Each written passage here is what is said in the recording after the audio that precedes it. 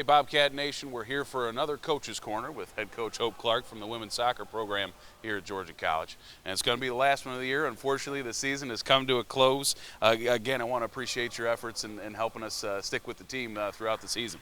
No problem, Al. No problem at all. All right, so let's recap this season as a whole. It was a solid season, had some great moments with beating a couple of nationally ranked teams and some solid finishes that way. You had a quarterfinal contest that you lost at North Georgia, but that game was possibly the most exciting soccer game I have seen in my entire life. Can you just give me a thought overall for the season? How'd you like the effort, learning a new system with a new coach and all those sorts of things combined together? Okay. I think it was actually a great season. I'm proud of the girls for what we accomplished. I mean, to end 500 with a new coach coming in late, not knowing anything about her players, and then their effort was tremendous each day. So I thought that we really put it to the test. The girls adapted quickly. They're quick learners.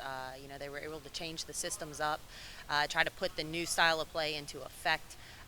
Every single loss we had, we were in. And that's the tough thing, I think we're right there, and we're just maybe missing a key component here or there, and we've just got to continue to grow and progress. But certainly some big games that I'm proud of these girls for, and I think hopefully the seniors are pretty excited to leave and finish their career here at Georgia College with some of those big wins. Okay. All right. Well, looking at some of those important players for you, Karen Bonilla was our all-conference player for this year, a second teamer in the midfield. What makes her such a special player? Is it athleticism? Is it speed? Is it everything combined? What does Karen have that she brings to the table? Well, Karen Bonilla is a very small player, but she is extremely well skilled. I mean, she's one of our strongest players on the ball. She's very crafty, very fluid. She has the ability to go 1v1, very good service. She's able to find that final pass, although sometimes inconsistent, but I think it's a massive trait of her. And she's kind of what we call our playmaker. And she's the one that's really kind of creating everything in the middle of the park, along with some of her, her teammates in there that we were very strong in the middle of the park this year, and I think one of the best in the conference. And she was leading that pack for us, so.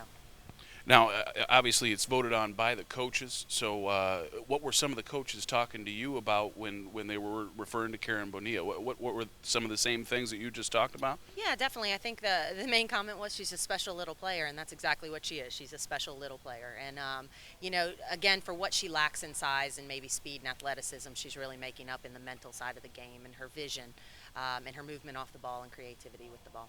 And of course, Karen will be a senior leader for you next year.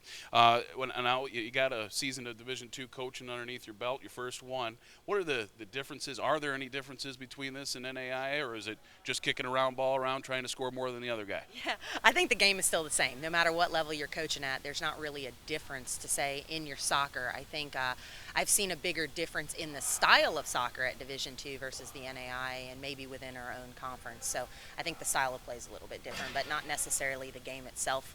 I think the only other difference is recruiting on the Division II side. I think that's a big difference.